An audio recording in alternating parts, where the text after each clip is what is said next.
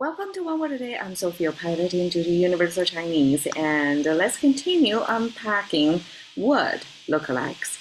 And today's word added one diagonal line on the top of the word. What could that be? It actually is crop.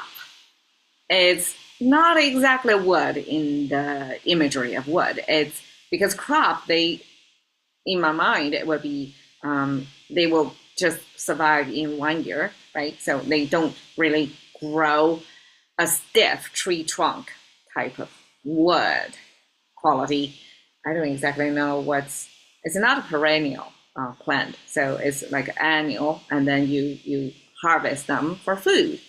So even so, this character borrow the structure of the tree, because I guess later on we use that as wood, but that's simply because the language eventually sort out of these floating, flexible image map to meaning thing, and eventually that settled to wood.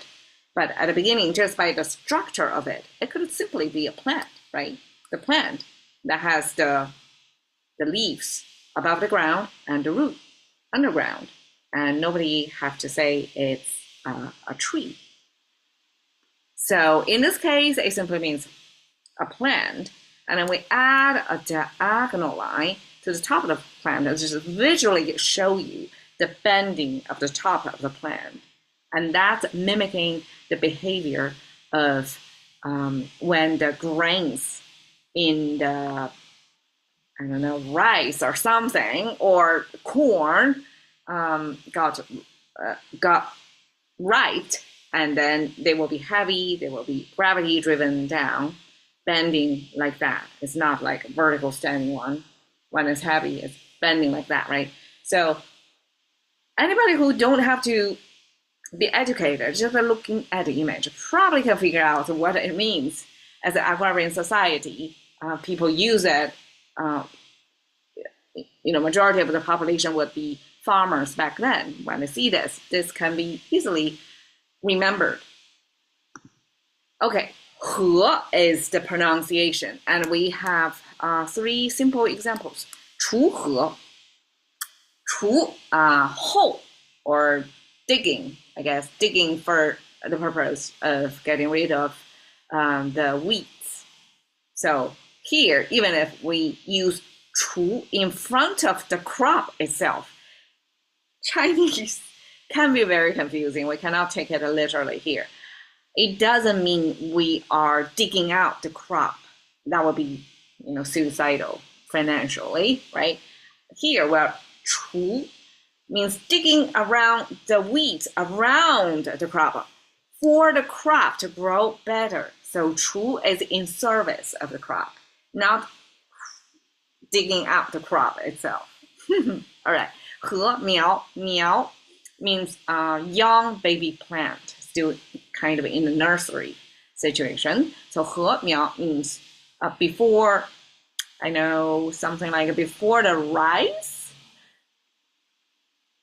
plant got spread out and grow in a big field, they do came in this baby form and rice nursery and a pretty highly condensed space, small space environment. And then there was a sequence of digging this small baby plant out and spread them out to bigger area. Because we have language to describe that. I never see in person how that was done. But 禾苗 describes such baby plant of crop. And of course here we didn't specify what kind of crop we're growing here. Simply saying it's a baby form. Okay, 禾粟.